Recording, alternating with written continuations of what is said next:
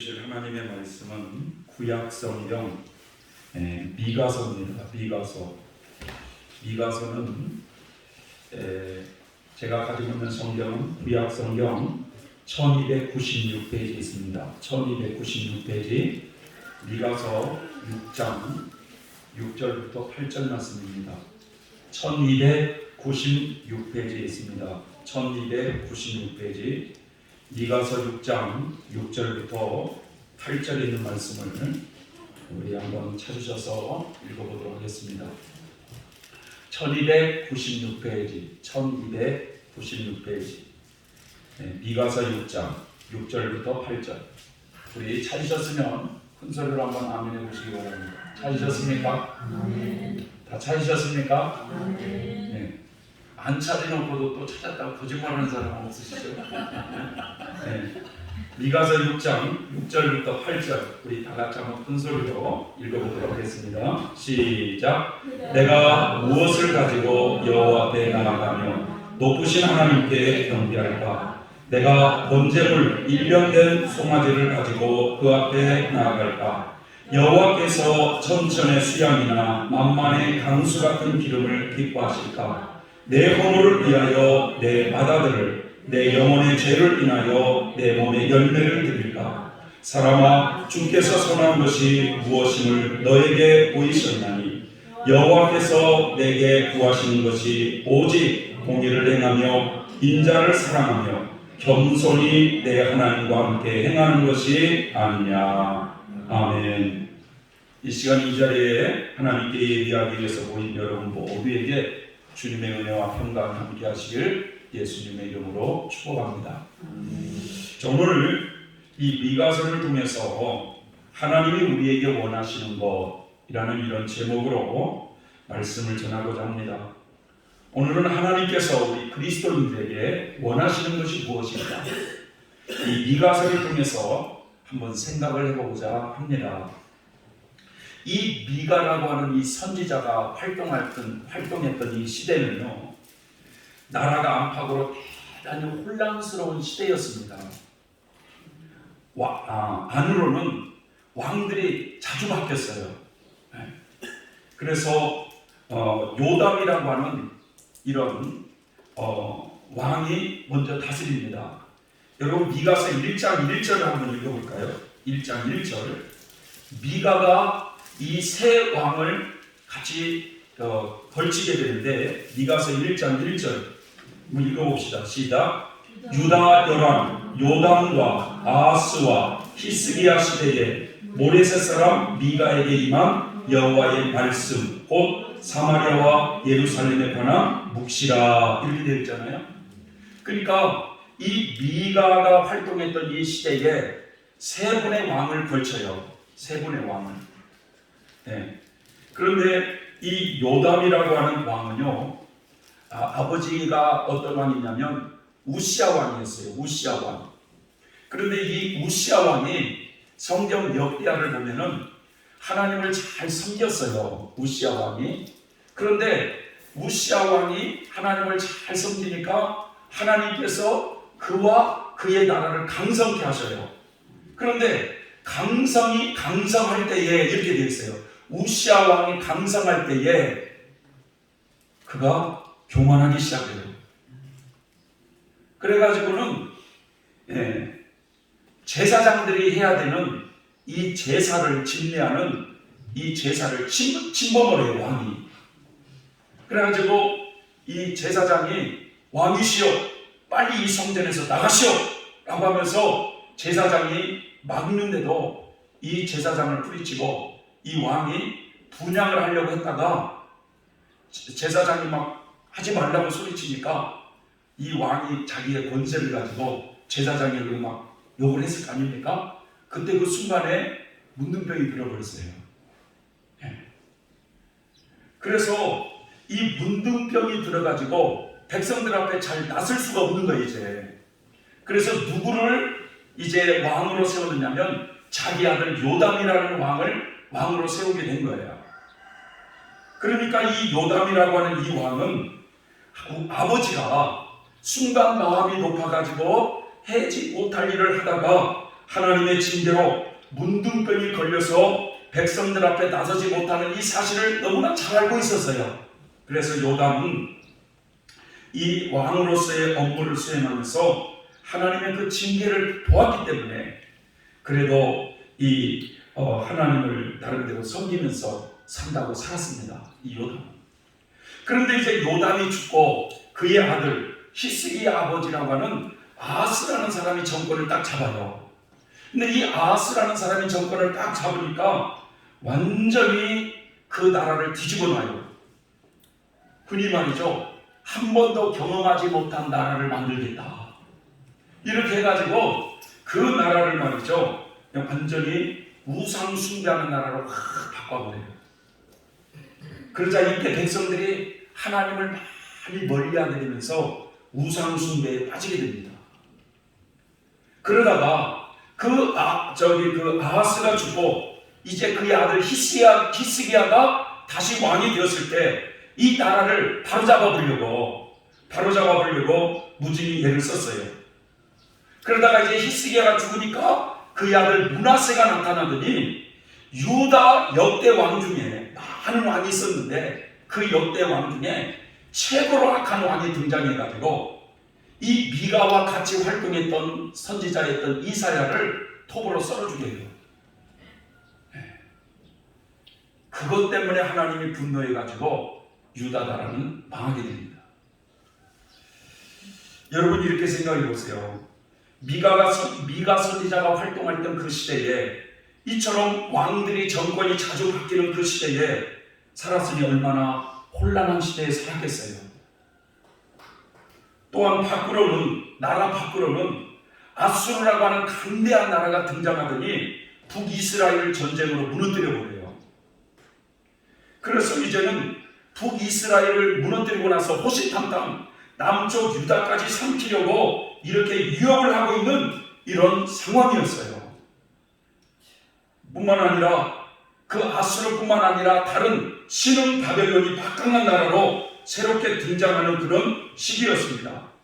그러니까 나라가 이렇게 안팎으로 혼란스럽고 위험한 상황에 처해 있는 이런 시기라고 한다면 여러분 지도자들과 백성들이 정신을 바짝 차리고 살아도 이 고난을 말이죠, 이 어려움을 이겨나갈까 말까 하는데, 그러나 지도자들과 백성들이 그렇지 못한 생활을 했습니다.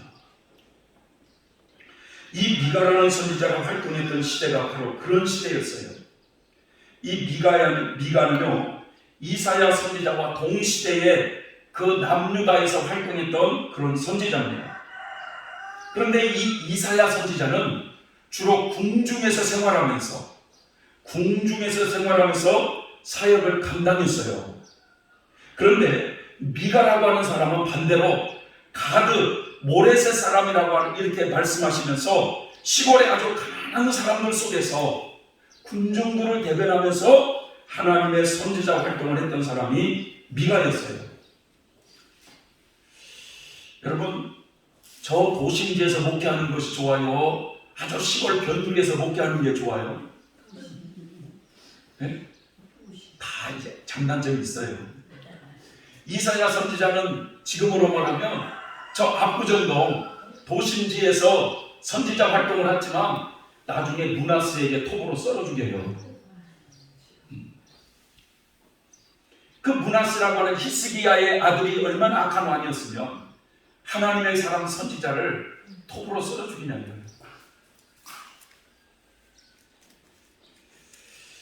이 미가 선지자나 이사야 선지자는 남유다의 많은 왕을 겪어봤어요. 예? 제가도 지금 저는 짧은 인생을 살았지만 우리 권사님, 장로님이나 권사님이나 이런 좀 연세 드신 분들은 우리나라 지금까지 살아오면서 많은 왕 겪어봤잖아요. 그죠? 제가 몇 학년 때인가 박정희 대통령이 돌아가셨다고 하는 이 소리가 들리고, 그 다음에 전두환 대통령, 또 노태우 대통령, 참 이게 찍어져 나가가지고 참 상세하게 잘 말을 못하겠지만 그런 노태우 대통령, 그 다음에 또 누굽니까? 이제 김대중 대통령, 김영삼 대통령, 얼마나 많은 왕들이 걸쳐갔어요. 지금 이 미가 선지자나 이사야 선지자는 그 남유다의 많은 왕들을 겪어봤어요. 그 왕들이 자주 바뀌다 보니까 또 그 왕이 어떤 왕이 등장하면 그 왕을 보좌하는 정치 지도자들이 얼마나 많이 등장합니까?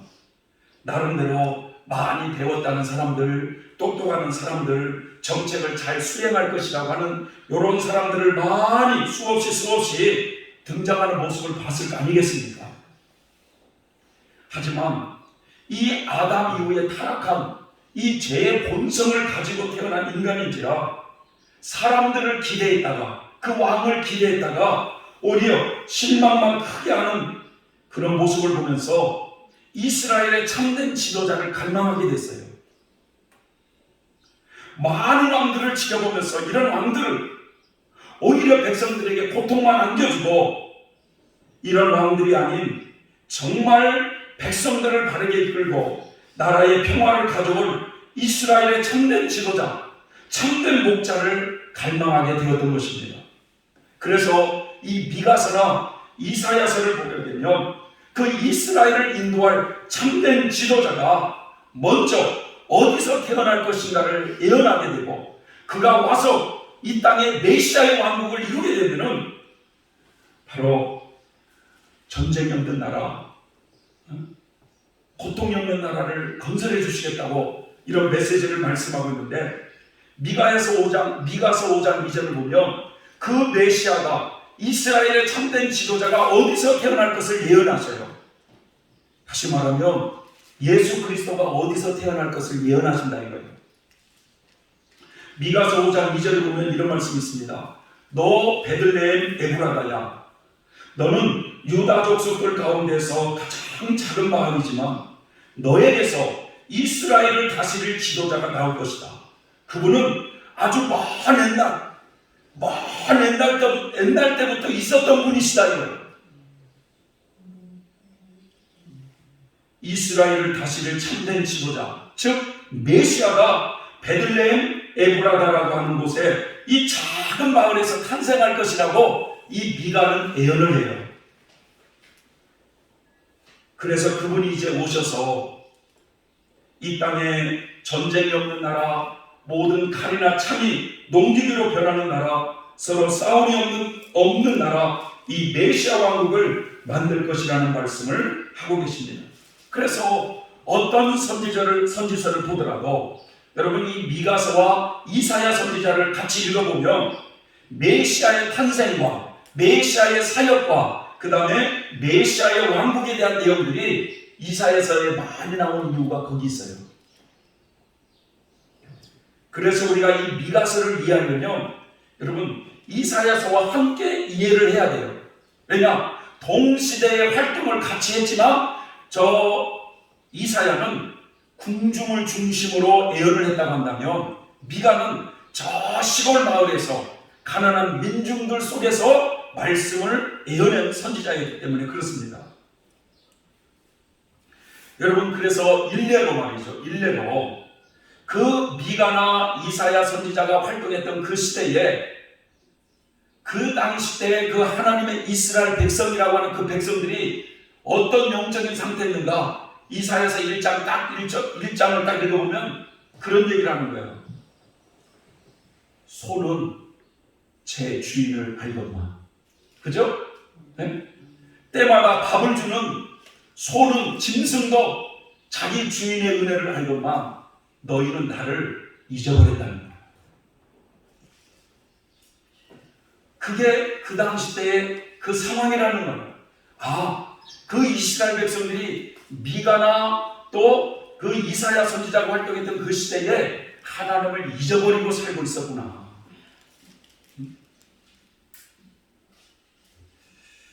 미가나 여러분 그 이사야 선지자가 활동했던 그 시대에 정치 지도자들이 어느 정도 타락했느냐 이거예요. 미가서 3장 1절부터 여러분 4절을 보면 알 수 있습니다. 정치 지도자들과 종교 지도자들이 얼마나 타락했는가 말씀하고 있어요. 3장 1절을 여러분 다 같이 한번 읽어볼까요? 미가서 3장 1절을 다 같이 읽어봅시다. 시작. 내가 또 이르노니 야곱의 부령들과 이스라엘 족속의 치리자들아 청컨대 들으라. 공의는 너희의 알 것이 아니냐. 이 말이 무슨 말일까요? 야곱의 부령들과 치리자들이라고 하는 것은 정치 지도자들을 말하고 있어요. 야곱의 부령들과 치리자들은 정치 지도자들을 말하고 있는데 이들은 당연히 하나님의 법대로 정치 지도자로서의 역할을 감당해야 했었습니다. 다시 말하면 공의대로 나라를 잘 다스려야 했었다 이거예요. 공의라고 하는 것은 뭐냐?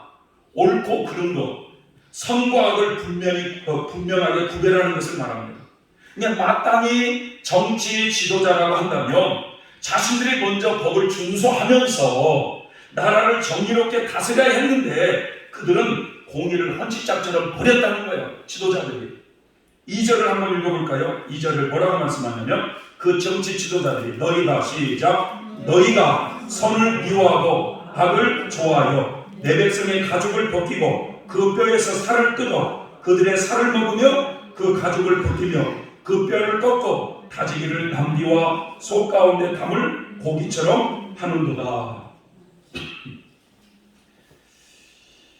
정치 지도자들은 마땅히 정의로운 사회를 만들어야 하는데 그들은 선과 악을 뒤바꿔 버렸습니다. 아무리 옳은 사람이라도 여러분 돈이 없으면 권력이 없으면 죄인 취급을 받았고 아무리 악한 사람이라도 돈이 있고 권력이 있으면 죄 없는 사람으로 둔갑하는 세상이 되어버렸어요. 그러다 보니까 일반 백성들 사이에서는 그 지도자들에게 뇌물을 보편적인 관행으로 뇌물을 주기 시작한 거예요. 뇌물. 당시 정치 지도자들이 이 백성들에게 뇌물을 뜯어먹는데 어느 정도 뜯어먹었느냐? 오늘 말씀에 있는 거 백성의 가죽을 벗기고 그 뼈에서 살을 뜯어서 그들을 살을 먹으면서 그 가죽을 벗기고 그 뼈를 꺾어 다지기를 냄비와 속 가운데 담을 고기처럼 하는도다. 이게 무슨 말이냐? 여러분 제가 이 말씀을 좀 이해하려고 뼈다귀탕을 한번 생각해보세요. 뼈다귀탕. 한번 생각해보세요. 소나 돼지를 잡았을 때 먼저 뭘 벗깁니까? 가죽을 벗기지 않습니까? 가죽을 벗겨가지고 뼈는 뼈대로 이렇게 해가지고 자를 건 잘라가지고 나중에 솥에다가 푹 삶아가지고 그 뼈에 붙어있는 살까지 다 빼먹었다 이런 뜻이에요 지금.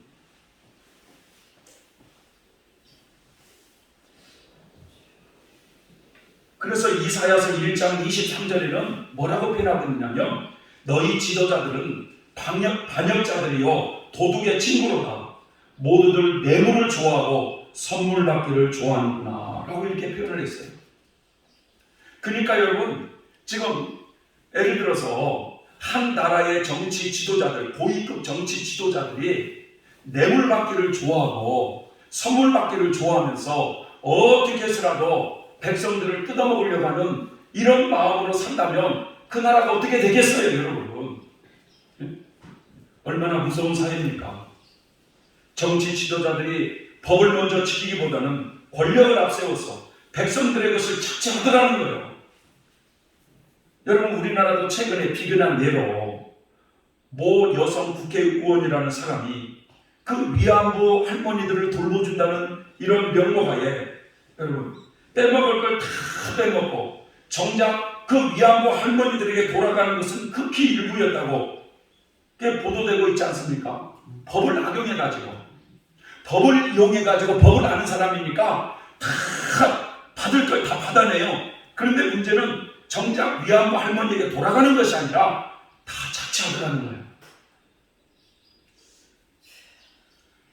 어디 그것뿐입니까? 조국이라고 하는 민정수석 여러분 이 민정수석이나 정무수석이나 이런 것은 공직자들의 부정부패를 앞장서서 막아야 되는 이런 직분인데 이런 분들이 오히려 말이죠 법을 악용해가지고 사람들을 더 착취합니다. 그러니까 이런 상황에서 말이죠 이렇게 고위 공직자들이 부정부패가 너무 심하고 어떻게 해서라도 백성들에게 뇌물을 빼먹을 때고 빼먹으려고 하고 이런 입장이 있을 때 여러분 종교 지도자들이라고 하는 사람들이 깨어 있어서 그 부패한 정치 지도자들을 질타하면서 경종을 울렸다고 한다면 그나마 조금이라도 제동이 걸렸을지 모릅니다. 그러나 그 당시 때 종교 지도자들 이 미가 선지자나 이사야 선지자와 같이 깨어 있어서 복음을 전하면 사람들이 하는 말이 제발 그런 소리 좀 하지 말라고, 그런 소리는 듣기 싫다고 이렇게 방해를 했어요. 그래서 종교 지도자들도 정치 지도자들과 다를 바 없이 부패해 있었어요. 그 가장 부패한 원상이 뭐냐? 3장 5절에 이렇게 표현하고 있어요. 3장 5절 한번 읽어볼까요? 3장 5절 시작.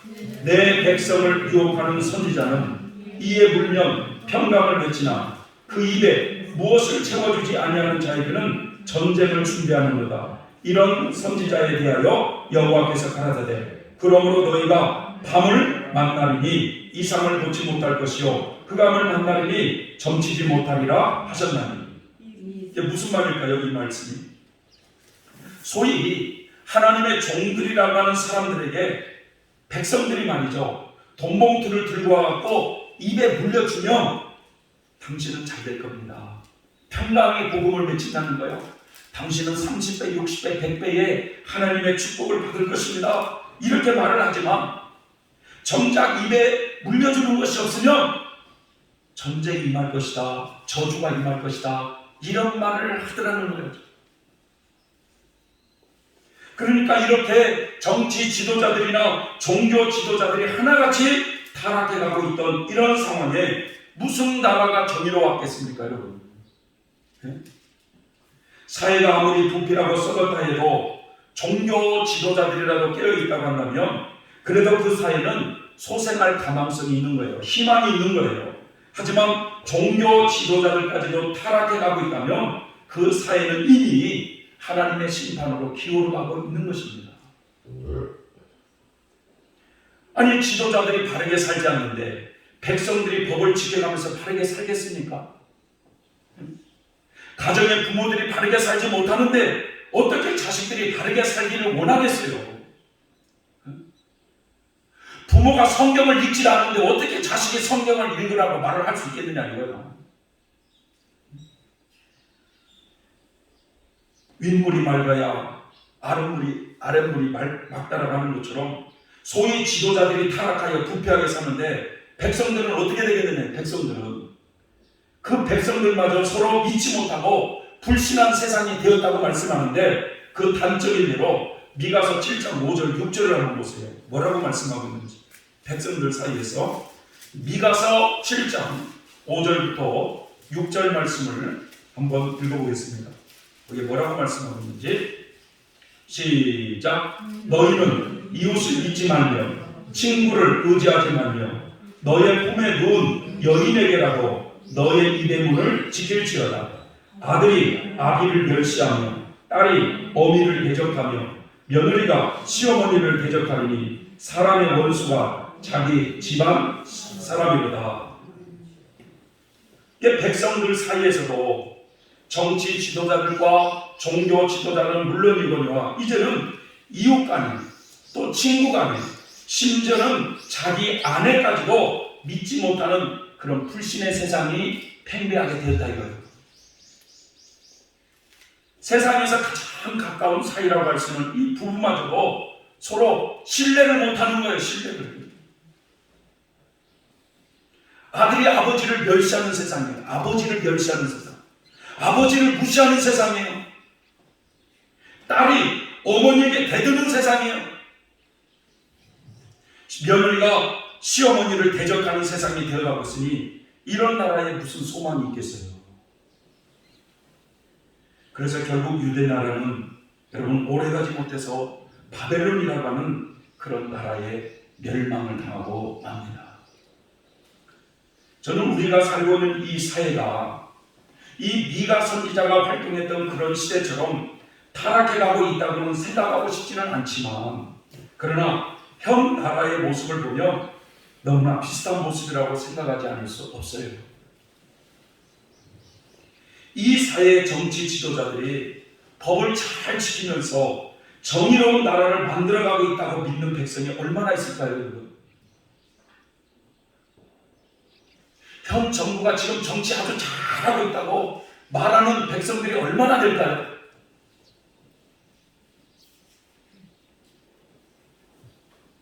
소위 청와대 민정수석이니 정무수석이니 하는 분들이 법을 준수하면서 공직자들의 부정부패를 방지해야 하는데 오히려 그런 사람들이 돈이 되지 못하고 뇌물을 받고 말이죠. 어디 돈이 될 것 같으면 거기다 투자해가지고 이득을 먼저 챙기려고 하지 않는,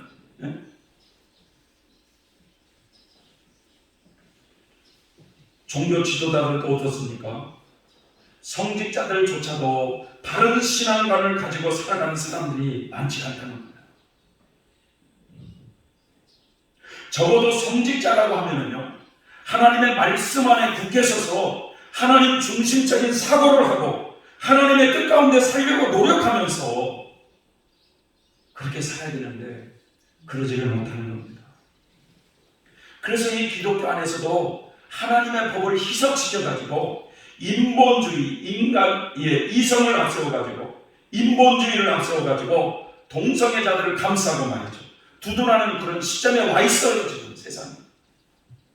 어느 감리교 목회자는, 감리교 목사는 그 동성애 축제에 가가지고 축도를 해주더라 이거야. 그래가지고 감리교 거기 재판국에서 2년 정지 먹었어요. 2년. 목사 2년 못하게 정지를 먹었는데 그런 사람이 많아요. 그런 사고를 가진 사람이 많아요. 여러분, 우리나라는 남과 북이 언제라도 전쟁이 일어날 수 있는 이런 긴장 상태인 상황에도 불구하고 우리나라 이 안으로는 정치 지도자들이나 종교 지도자들, 백성들 사이에서 우리는 좌판이 우편이 맨날 이념 갈등으로 너무 혼란하게 항상 대립되어 있어요. 이걸 누가 이렇게 갈라놨느냐 이거야. 하나님은 이 나라를 보고 어떻게 보고 계실까? 유대 나라가 이처럼 정치 지도자들이나 종교 지도자들이 타락해 가고 있는 그런 상황인데도 놀라운 것은 말이죠. 참 신비한 것이 하나 있었어요. 그건 뭐냐? 하나님의 성전에 아침 저녁으로 많은 사람들이 찾아오더라 이거예요. 여러분, 그 하나님의 성전에 아침 저녁으로 많은 백성들이 찾아오면 좋은 현상이잖아요. 그런데 이사야서 1장에 딱 뭐라고 말씀하냐면 더 이상 내 앞에 오지 말라. 나는 너희들의 재물을 받지 않겠다. 너희들이 기도를 아무리 해봐도 나는 너희들의 기도를 결코 받지 않겠다. 하나님이 이사야 선지자에게 1장에서 그렇게 말씀하셨어요. 이게 무슨 말이냐? 삶은 엉망인데, 삶 속에서 삶은 엉망인데 종교 행위는 열심히 하더라 이거예요. 하나님이 그것을 역겹다는 거예요. 그래서 이사야서 1장 10절 이하에는 주님이 이렇게 말씀하고 있어요. 소돔의 통치자들과 같은 너희 예루살렘의 통치자들아, 여호와의 말씀을 들으라. 고모라 백성과 같은 너희 백성들아, 우리 하나님의 가르침에 귀를 기울이라. 여호와께서 말씀하신다. 나는 너희가 바친 이 모든 재물을 바라지 않는다. 이제는 너희의 순양 번제물과 살찐 송아지와 양과 염소의 피도 받지 않겠다. 너희는 나를 만나러 오지만 누가 너희들을 이렇게 들락날락하며 내 마당만 밟으라고 했느냐. 다시는 헛된 재물을 가져오지 마라. 너희가 태우는 향이 역겹다. 너희가 팔을 벌려 내게 기도해도 나는 눈을 감고 너희를 쳐다보지 않겠다. 아무리 기도를 많이 해도 들어주지 않겠다. 왜냐하면 너희들의 손에는 피가 가득하기 때문이다.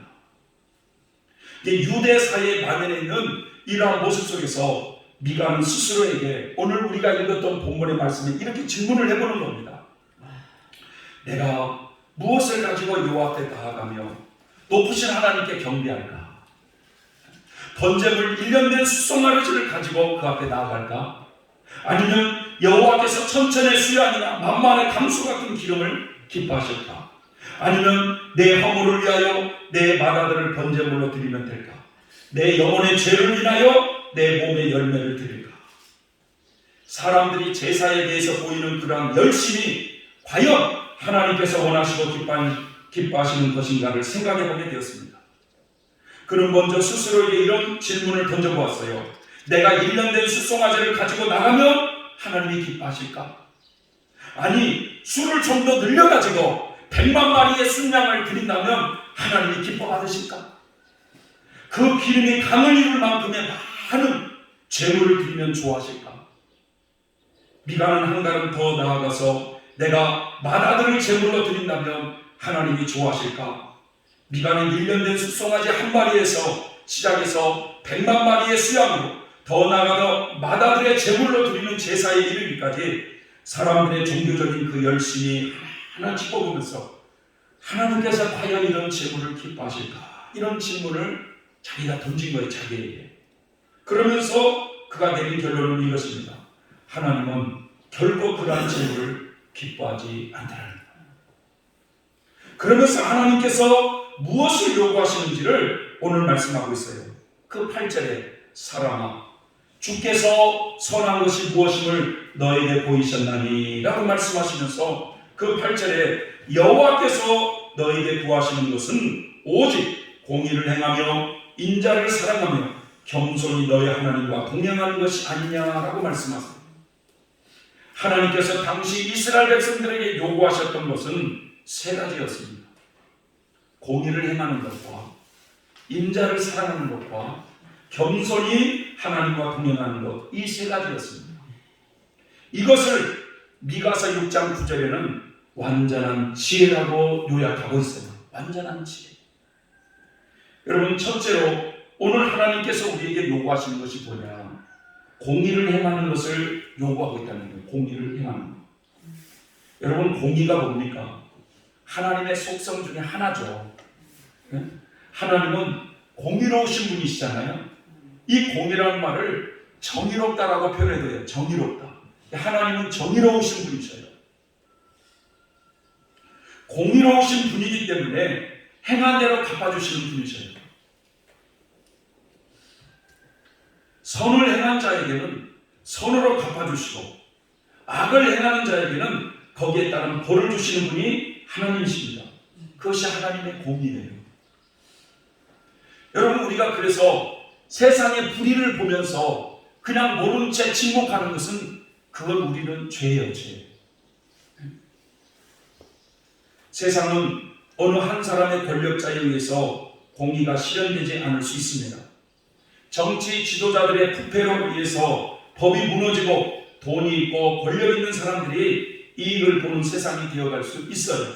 그러나 사람이 죽고 난 다음에는 모든 사람은 하나님의 심판대 앞에 서게 되어 있는데 그 심판대 앞에서는 어느 누구도 하나님의 공의를 피해갈 수가 없어요. 그러기에 하나님은 공의롭게 심판하시기 때문에 우리가 이 땅에서 공의롭게 살아야 된다는 거예요. 하나님이 정의로우신 분이기 때문에 그 백성들은 정의롭게 살아야 된다는 거예요. 하나님은 그걸 요구하신다는 겁니다. 그래서 우리 그리스도인들은 여러분, 불의를 보면은 그 불의에 대해서 바른 말을 할 줄 알아야 정의로운 사람이에요. 믿습니까, 여러분? 네? 우리 그리스도인들은 한 나라의 국민으로서 사회의 법과 질서를 잘 지키는 사람이 되어야 돼요. 그리스도인은 나라를 사랑하는 마음을 가져야 돼요. 네? 하나같이 믿음이 신실한 사람들은 자기 나라를 정말 사랑했어요. 예수 믿는 사람들은 세상 법을 무시하고 예수만 잘 믿으면 된다? 이건 잘못된 거예요. 세상 법도 잘 지키는 사람이 되어야 됩니다. 그래서 세금은 내야 될 것은 내고, 투표도 할 줄 알아야 되고, 법도 잘 지켜야 되고, 국방의 의무도 잘 지켜야 되는 거예요. 여호와의 증인들은 병역을 거부하지 않습니까? 그래서 자신들은 총을 잡지 않고 아예 영창 갈 것을 작정하고 총을 잡자는데 사실은 그것은 잘못된 거예요. 우리나라에는 국방의 의무라는 게 있잖아요.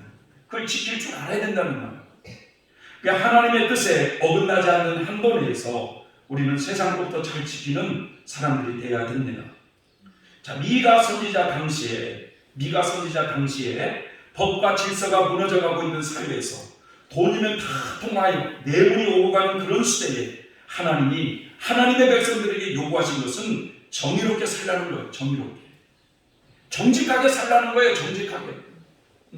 하나님께서 우리 예수 믿는 사람들에게 요구하시는 것은 뭐냐? 정직하게 살라는 거예요. 정직하게.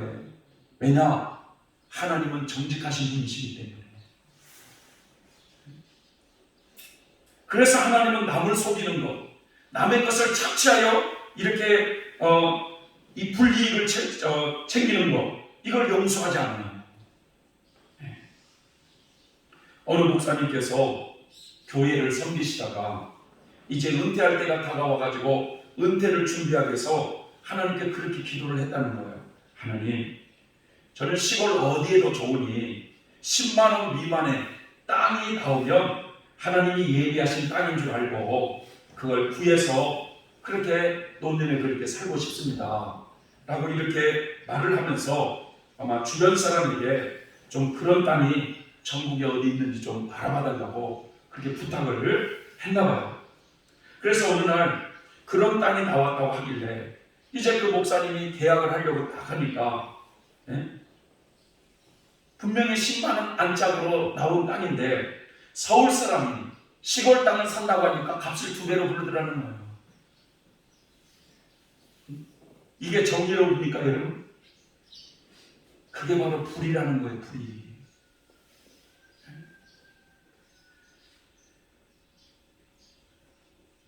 서울 사람이 시골 땅을 산다고 하니까 갑자기 값을 2배로 부르더라는 거예요. 그래서 하나님이 예비하신 것이 아니구나 라고 생각하고 취소를 했대요. 나중에 경상도 저 거창의 어느 시골 마을에 그런 땅이 나왔다고 해서 물어서 계약을 하려고 하니까 평당 8만 원인데 서울에서 왔다고 해도 그냥 8만 원을 달라고 하더래요. 그래가지고 이건 하나님의 뜻이다 라고 하면서 하나님이 우리 부부에게 예배하신 땅이라고 하면서 그 땅을 매입해가지고 그 거창의 시골에 거기에 집 한 채를 짓고 살게 되었다고 합니다.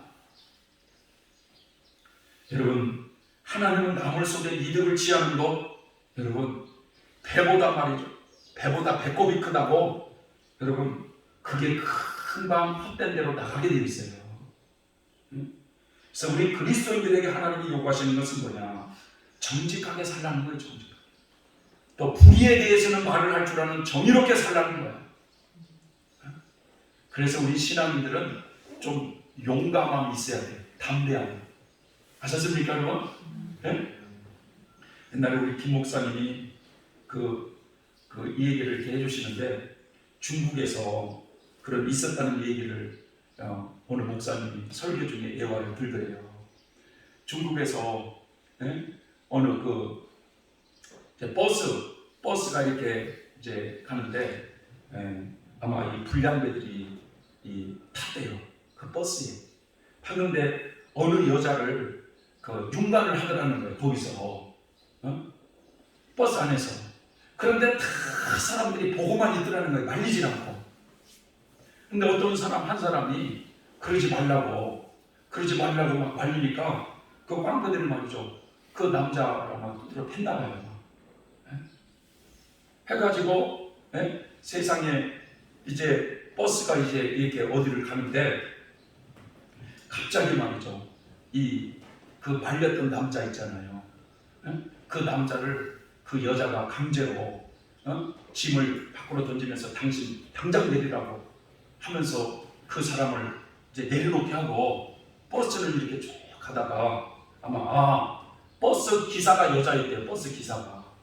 그런데 이 불량배들이 타가지고 갑자기 버스 기사를 그 여자 기사분을 밖으로 끌어내가지고 거기서 윤관을 하고 그러다가 그 버스 안에 사람들은 다 치다보고만 있는데 어떤 한 남자가 말리니까 그 남자가 좀 어려움을 당했나 보죠.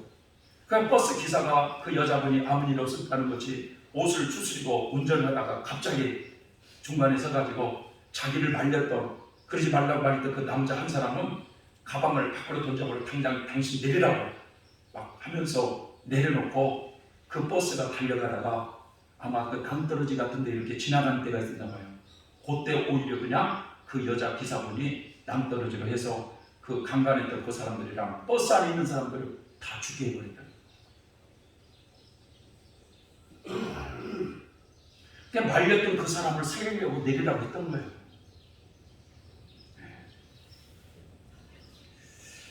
여러분, 둘째로 하나님이 요구하시는 것이 뭐냐? 인자를 사랑하며라고 했습니다. 여기서 인자는 가난하고 힘없는 이웃을 불쌍히 여기는 태도를 말하고 있어요. 마태복음 25장에 보면 양과 염소를 비유하면서 예수님께서 채운 심판대에 양과 염소를 구분하겠다는 거예요. 그래서 선한 사람과 악한 사람을 구분하시겠다는 거예요.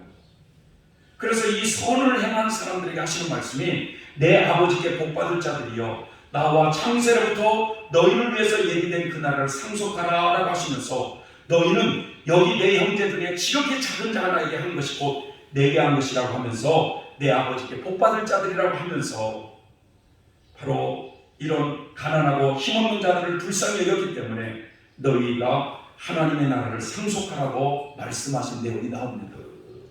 잠언서 19장 17절에 보면 가난한 자를 불쌍히 여기는 것은 여호와께 꾸이는 것이니 그 선행을 갚아 주시리라. 하나님께 꾸임을 주는 거라는 거예요. 가난한 자를 불쌍히 여기는 것. 이 원종수 권사님이라고 이분이 너는 내 것이라고 하는 이 신앙 간증책을 아마 한 번은 다 봤을 거예요. 기독교인들이랑. 이 원종수 권사님은 많은 기독교인들에게 알려진 분이시죠. 참 가난하게 살았던 가정이었습니다. 아버지가 일찍 세상을 뜨셔가지고 어머니가 참 싹바느질을 하면서 그 자식들을 키웠는데 이분이 말이죠. 고등학교 2학년 때 하나님을 만나는 체험을 해. 고등학교 2학년 때.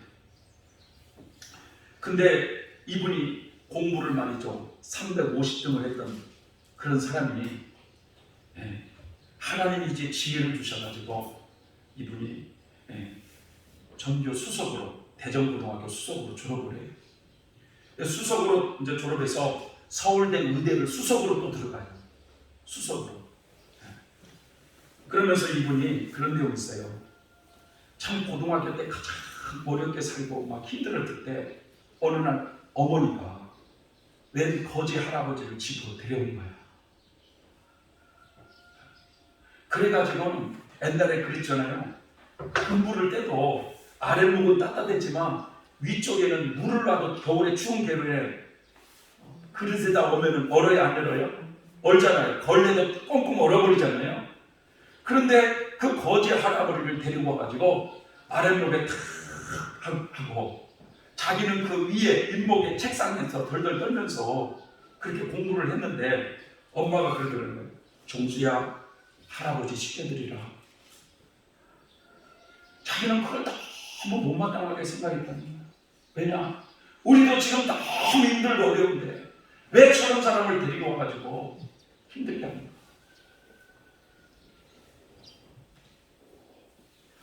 근데 그 어머니는 그 할아버지를 가장 따뜻한 아랫목에 앉히면서 그렇게 섬겨드렸다고 하죠. 이분이 한 번은 우리 고생했던 우리 엄마 서울대 의대를 수석으로 들어가서 서울대학교를 다니면서 어느 고등학교 학생 과외지도를 했대요. 그래가지고 그때 3만 원을 첫 월급으로 탔다는 거예요. 3만 원. 그래서 이 3만 원을 타자마자 어머니 생각을 했다는 거예요. 월급날 그 막차로 서울의 그 고속버스를 타고 대전 엄마 집으로 가면서 그 3만 원을 손에 쥐고 많은 생각을 했다는 거예요. 어떻게 하면 우리 엄마를 기쁘게 해드릴까? 우리 집 들어가는 그 길목에 정육점이 있는데 어머니에게 고기를 싸서 실컷 잡수시게 해야지 하면서 그 추운 방에 떨고 계실 어머니 생각만 해도 가슴이 저렸는데 드디어 말이죠. 그 그 3만 원을 손에 쥐고 이제 집을 향해서 가서 정육점에서 고기를 탁 사다가 엄마를 먹이려고 탁 하는데 대전 버스 터미널에 이제 버스가 도착해서 이제 그 버스에서 내리려고 하는 그런데 자기 그 눈에 덜덜덜덜 떨고 있는 한 할아버지의 모습이 눈에 띄기 시작합니다. 그때 갈등이 일어났다는 거예요. 왜 하필이면 이 늦은 토요일 밤에 내 눈앞에 저 주책 같은 할아버지가 보이느냐. 거금 3만 원을 손에 꼭 쥐고 많은 생각을 했다는 거예요.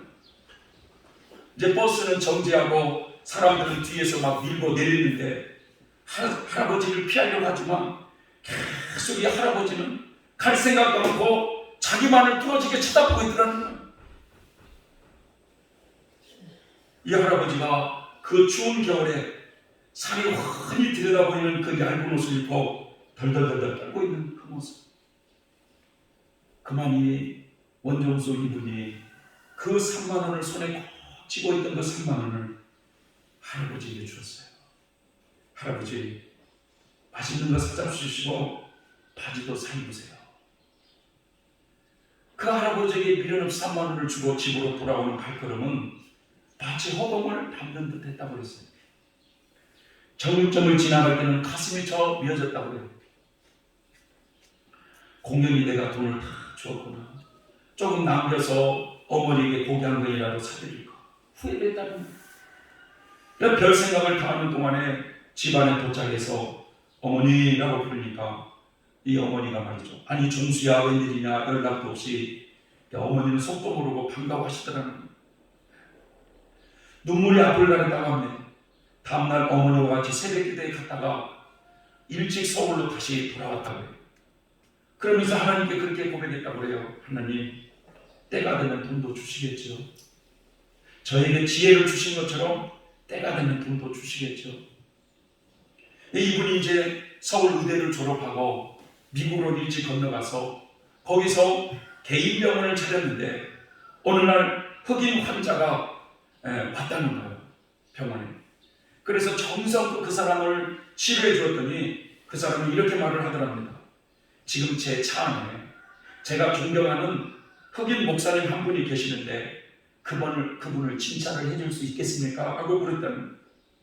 그 흑인 목사님은 은퇴를 하시고 당뇨병이 심해서 눈이 잘 보이지 않는 분입니다. 라고 하니까 이 원종수 권사님이 어서 들어오시라고 하라고 하면서 1시간 동안 이것저것을 다 봐주면서 몇 가지 약을 드리고 이제 가시라고 하면서 무료로 이제 가시라고 하면서 그렇게 하니까 이 흑인 목사님께서 고마우셔서 그랬는지 내가 이 닥터원을 위해서 기도해도 될까요? 라고 그 목사님이 그러더래요. 그래서 내가 이 닥터원에게 갚아줄 것은 없으니 기도해주고 싶습니다. 라고 그러길래 이 원종수 권사님이 그분 앞에 무릎을 탁 꿇고 기도를 받는데 흑인 목사님께서 방언으로 기도하기 시작하더니 예언을 해줬더래요. 무슨 예언을 해줬느냐? 너는 나의 일을 하라. 너는 나의 복음을 증거하라. 그러면 환자는 내가 책임져 주마.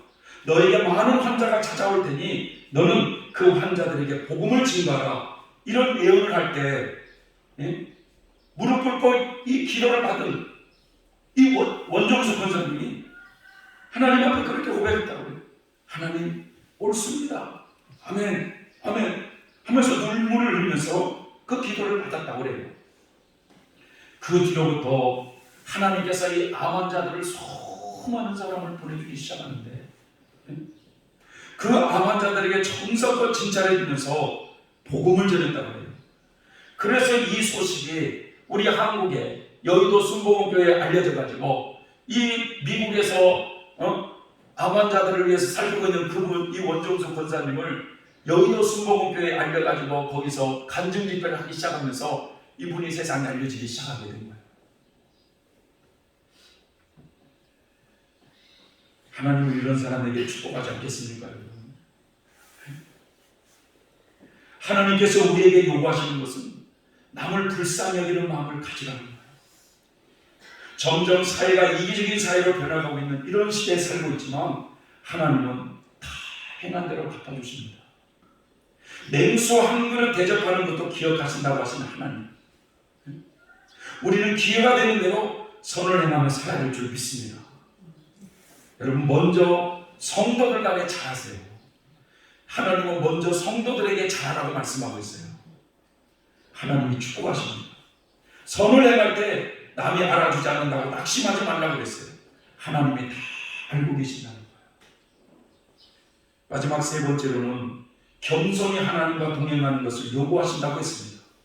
사람이 공의를 행하고 인자를 사랑하는 사람은 반드시 여러분 하나님과 동행하는 삶을 살게 되어 있어요. 그런 사람이 겸손한 거예요. 창세기 5장을 보면 에녹이라는 사람에 대해서 말하기를 에녹은 300년 동안 하나님과 동행하며 살았다고 말씀하고 있어요.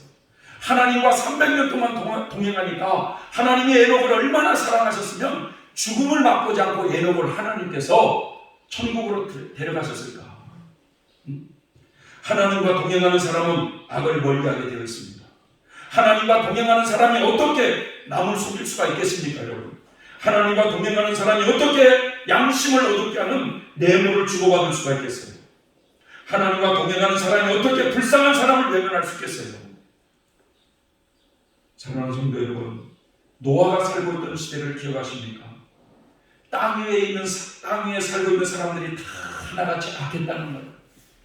그러자 하나님은 그 노아가 살고 있던 그 시대에 심판할 계획을 가지고 계세요. 물러서 세상을 쓸어버리겠다는 거예요. 사람들이 너무 악하니까 하나님이 세상을 쓸어버릴 작정을 하고 계시는데, 그때 노아만은 하나님의 마음에 들었다고 말씀하고 있어요. 그래서 하나님이 노아에게 방주를 만들라고 했고 그 가족들을 구원하지 않습니까?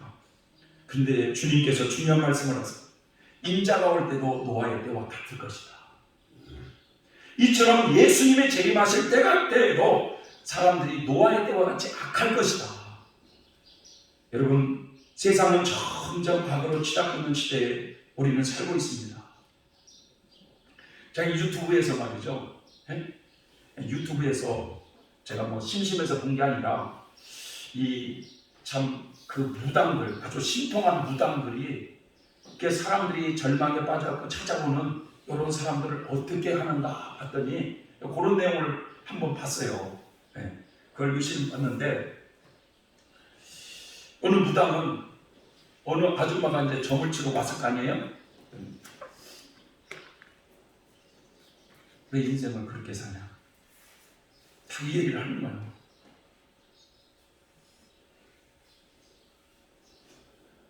무당한테 찾아온 이유가 우리 남편이 언제 죽느냐고 알아봐달라는 거예요.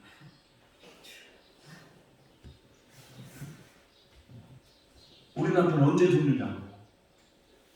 그러니까 이 무당이 이런 싹 뭐 얘기하면서 나 점 안 봐줘, 당장 나가 하면서 뭔 이런 의미냐고 막 이제 이렇게 하면서 물어보니까 하는 말이, 다른 남자, 어린 다른 남자를 만나가지고 4억이나 말이죠, 그 남자에게 돈을 쓰고 다녔던 유부녀였어요. 그러면서 우리 남편 언제 죽느냐고 알아본 거예요. 그러니 여러분, 같은 가장 가까이의 부부 사이도 믿지 못할 세상이 된 거예요. 지금 세상 자체가. 그러나 우리 박 집사님은 구 집사님을 믿을 줄 믿습니다. 세상 부부 사이에도 믿지 못하는 세상이 되어가고 있어요. 하나님은 우리에게 요구하시는 삶이 무엇일까요? 세상이 저러니까 나도 저래야 됩니까? 사람아, 주께서 선한 것이 무엇임을 너에게 보이셨나니 하나님께서 너에게 구하시는 것은 오직 정직을 행하며 남을 불쌍히 여기는 마음을 가지며 겸손히 하나님과 동행하는 것이 아니냐. 이 말씀을 우리가 마음간에 새기며 살아가는 그리스도인이 되시길 바랍니다. 아멘. 기도하겠습니다. 하나님 아버지, 고맙고 감사를 드립니다. 참 이 악하고 어두운 시대에 우리가 살아가고 있습니다. 그러다 보니 우리도 롯과 같이 많은 그런 영향을 받으며 우리도 어두워져 가고 있는 시대에 살고 있사오니 하나님 우리를 지켜주시고 돌봐주셔서 이 점점 악해져 가고 어두워져 가는 이 시대에 하나님은 우리에게 요구하시는 것이 무엇인지를 바르게 마음에 새기며 살아갈 수 있는 우리 모두가 되게 하여 주시옵소서. 예수님의 이름으로 기도를 올려옵나이다. 아멘. 찬송가 346장 346장입니다. 값비싼 연주를 주게 되는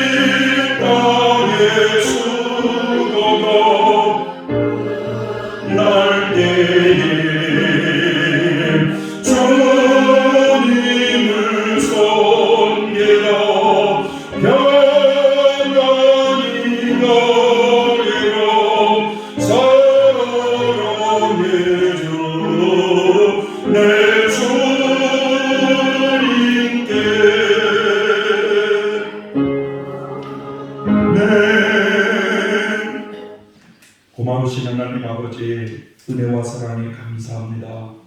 허물 많고 부족한 저희들, 또 하나님 말씀을 통하여 깨우쳐 주심에 감사합니다. 우리의 악한 것을 버리게 하여 주시옵시고, 주님의 말씀을 따라 살고자 몸부림치는 우리 모두가 되게 하여 주시옵소서. 우리가 연약하고 나약하지만 하나님의 뜻 가운데 살려고 몸부림칠 때 성령 하나님이 우리와 함께 하시고 넉넉히 싸워 주시는 줄 믿습니다.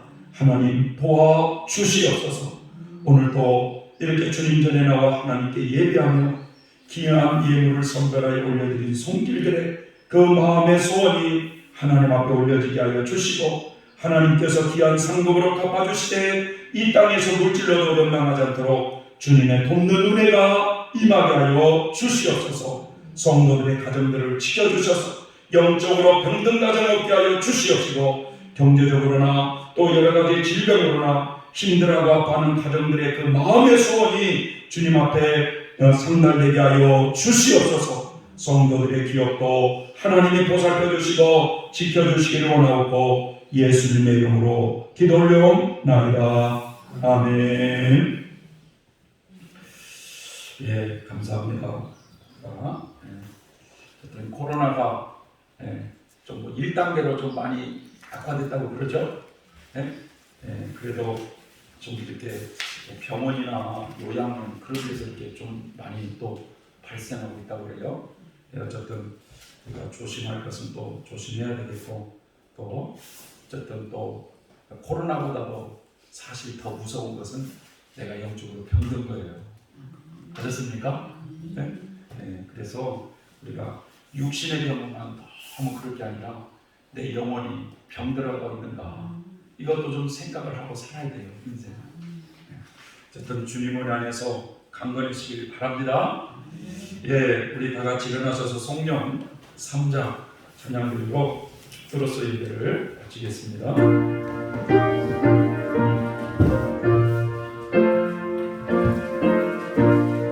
이 존재가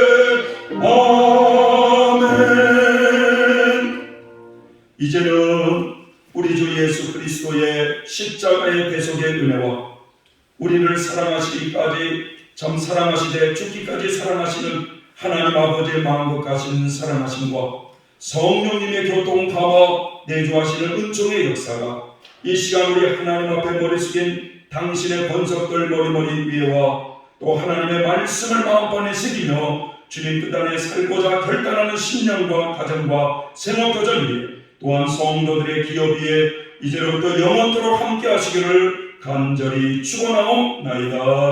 아멘.